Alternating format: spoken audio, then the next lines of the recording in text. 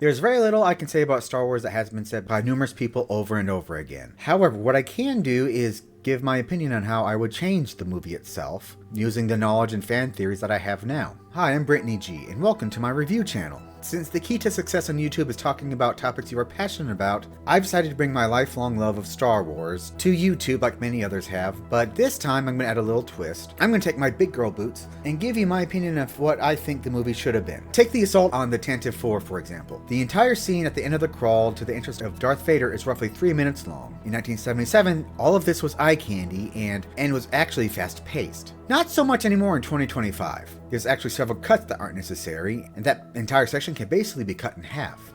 Now, before I dive in depth, I think it's important to explain exactly how Star Wars became a cultural icon it once was.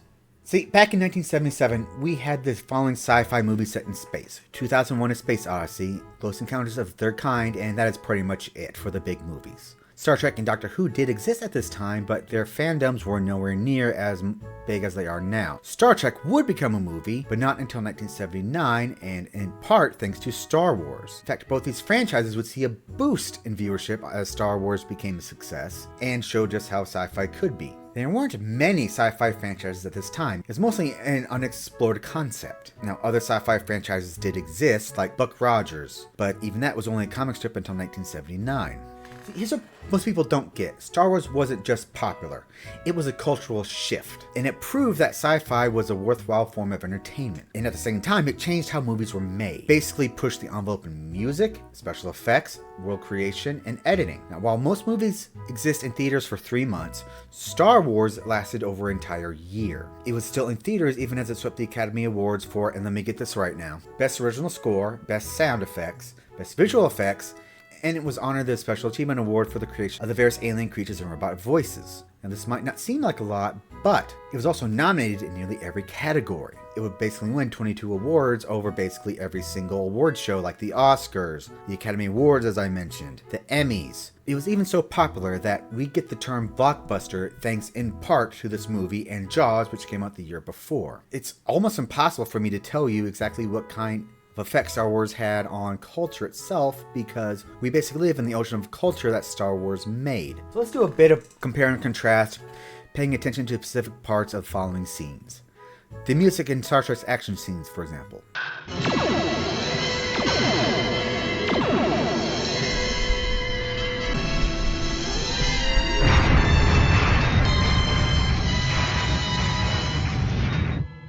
Then Doctor Who's action scenes. And I think it's cunning. I think it's time we were getting back.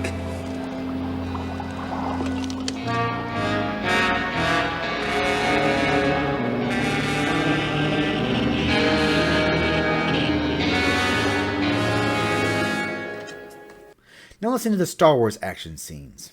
I'm going to cut across the axis and try and draw their fire.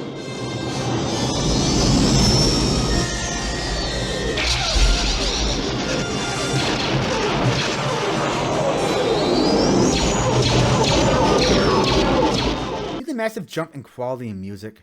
Star Wars used a full orchestra, whereas Star Trek and Doctor Who used a really small band of just a few people. On that note, also pay attention to the special effects that are used. In Star Trek,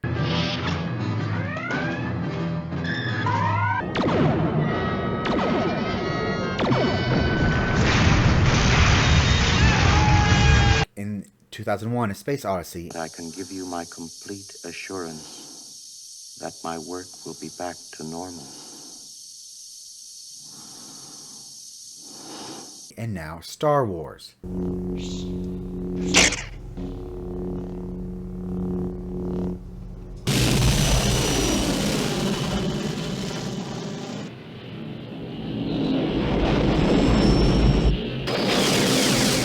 It's away! As another example, look at the preparations for battle. Now, this is from the 14th episode of the first season of Star Trek, The Balance of Terror. A comet magnitude 7 dead ahead, and the intruder changing course toward it. Composition? Quite ordinary. An ionized mass, a trail of frozen vapor particles. And when an object passes through it, even an invisible object, It leaves a visible trail. Ah! Our chance, gentlemen. Prepare to attack. All hands battle stations. Now watch the Death Star attack in Star Wars.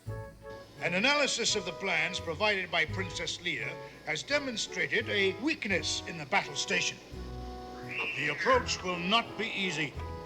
You're required to maneuver straight down this trench and skim the surface to this point. The target area is only 2 meters wide. It's a small thermal exhaust port right below the main port. Balance of Terror has a much more realistic pacing in what you see in an actual Navy warship. However, look at something else. But the Death Star attack, while still slow by today's standards, is much faster paced by 1977 standards. Of the USS Enterprise, for example. The background of the TARDIS. Now look at the background of the largest homestead. Look at the background of the Tantive 4. Look at the background of the Death Star. Look at the background of the Rebel headquarters. Now look at the background of the Mos Eisley Cantina. And then the Millennium Falcon. I can feel the Force flowing through him. Star Wars itself has a very lived-in appearance. This is actually rather revolutionary at the time, since sci-fi itself was seen as very futuristic and everything would be constantly clean, would be very professional. Star Wars helped build a world that wasn't Star Trek and that wasn't Doctor Who. All these worlds are very lived in. They are very personable. You can identify with like what the Millennium Falcon would look like. It's visually distinct enough to visually identify this as Star Wars. Each of these characters is instantly recognizable. Like Luke being in Whiny Farm Boy, for example, is really nothing special. But when you put the music, the pacing, and the unique look of Star Wars behind that Whiny Farm Boy, Luke is now far more memorable and iconic.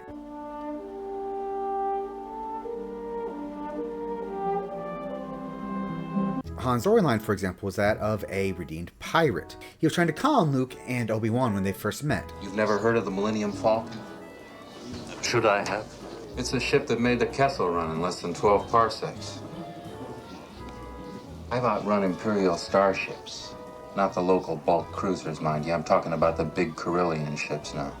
But by the end, he returns to be the hero. It's a very small redemption arc, but I mean, yes, in the very first original cut, Han shot first.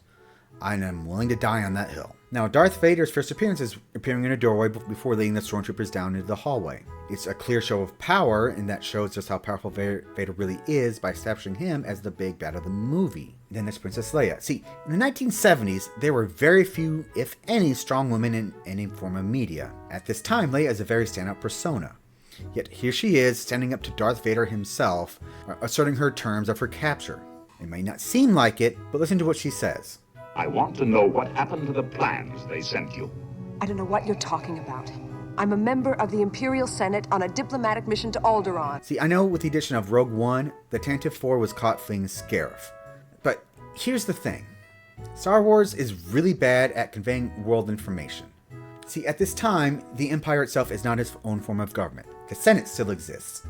And the Empire and Darth Vader and basically the Empire are under Palpatine's control, which was given to him in Episode 3. Right now, Leia knows she's caught. What Leia is basically telling Vader is, hey, you know my father, you know he's a senator. You know I'm going to argue that we did not know they were rebels. We were going to argue that our engines were getting fixed. And we are going to argue that you have no right to do this. We are a counselor ship on our way to Alderaan when we stop for some basic repairs. Leia is flat out lying to Vader. And frankly, that's something diplomats do every single day. Her being caught was bound to happen. Just look at the way she's sitting in her cell when Luke comes in. A little short for a stormtrooper. Huh? She owns that cell. She knows she's not going to be in here forever, and she knows her dad's going to bail her out.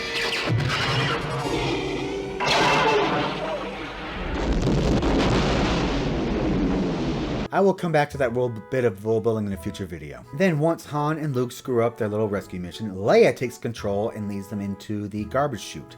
Actually, now that I think about it, the entire movie is basically Leia's girl boss moment. And remember, there are basically zero women to look up to in any form of media. Right now, Leia is the girl boss of girl bosses. And then there's the background aliens and droids. Look at the aliens in Star Trek, now look at the aliens in Star Wars. Look at the robots in Star Trek, look at the droids in Star Wars.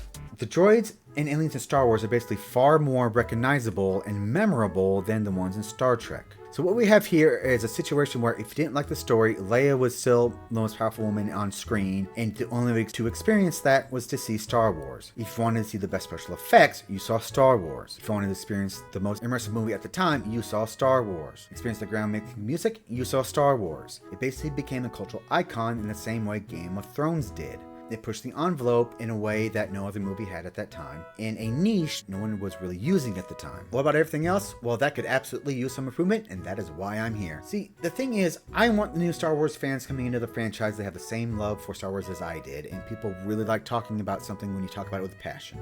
So, I'm going to talk about what I like, and what I don't like, and what I would prove with Star Wars. Take, for example, the very first scene with the Tantive 4. It's a visually stunning scene with not only blaster bolts, but the Tantive 4 racing for safety and the absolutely looming visual of the Star Destroyer filling up the top of the screen, even as the sound vibrates your lungs as the visual of Tatooine fills the background. That part is absolutely amazing and in a groundbreaking scene that quickly became a cinema classic. Here's basically the breakdown of the scene. That chase lasts for about 41 seconds. Then we see C-3PO walking through the bay. 5 seconds later, there's a cut to Rebellion troops, 3PO at 50 seconds. He then speaks at the 53-second mark. Madness. There's about 5 or 6 seconds more of cuts of Rebellion troops running. They approach the door, followed by some exposition from C-3PO at 1 minute 11 seconds. There'll be no escape for the princess this time.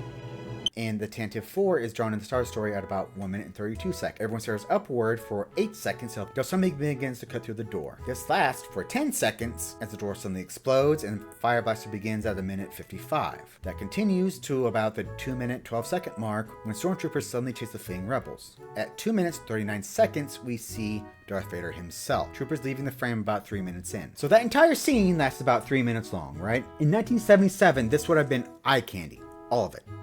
It's like when The Lord of the Rings brings out these gorgeous landscapes. They are there for us to enjoy and bring beauty to the movie, especially on the big screen. But look how relatively brief those cuts are.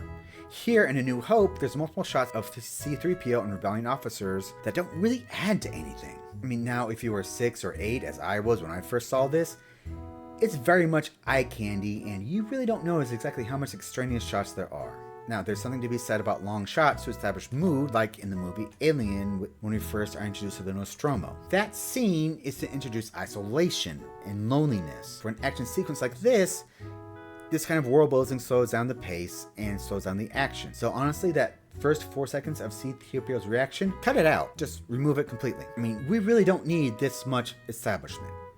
So here's how I would cut it. I would absolutely get C-3PO in screen as that shield generator explodes. But I would add a J-hook here. Did you hear that? They shut down the main reactor. We'll be destroyed for sure. This is madness. We're doomed. There'll be no escape for the princess this time. And then you cut to the rebels running to the door. Then, at that moment, the door explodes using the stormtroopers.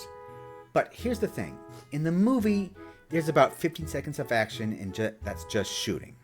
The camera stays looking at that door as they all shoot. I would change that. I would make it about 6 seconds of shooting before the rebels flee. Then I would add this shot of C-3PO running through the hallway. Then Darth Vader enters. Now, the shot then jumps to Leia giving R2-D2 the information, but we immediately cut that with Darth Vader's interrogation of that trooper. Now, once that happens, let's go to the shot with Leia and the stormtroopers. There's one. Set for stun. Now C-3PO escaping in the drop pod. Then pick back up with Leia mouthing off to Vader, and see, by cutting out all that dead air, I've moved the plot along much faster and cut that beginning scene to about half. It's paced much differently now, but I think that's a good thing because right now, the Stormtroopers look like a highly elite, advanced form of infantry rather than the typical ground troops that they're typically used for right now.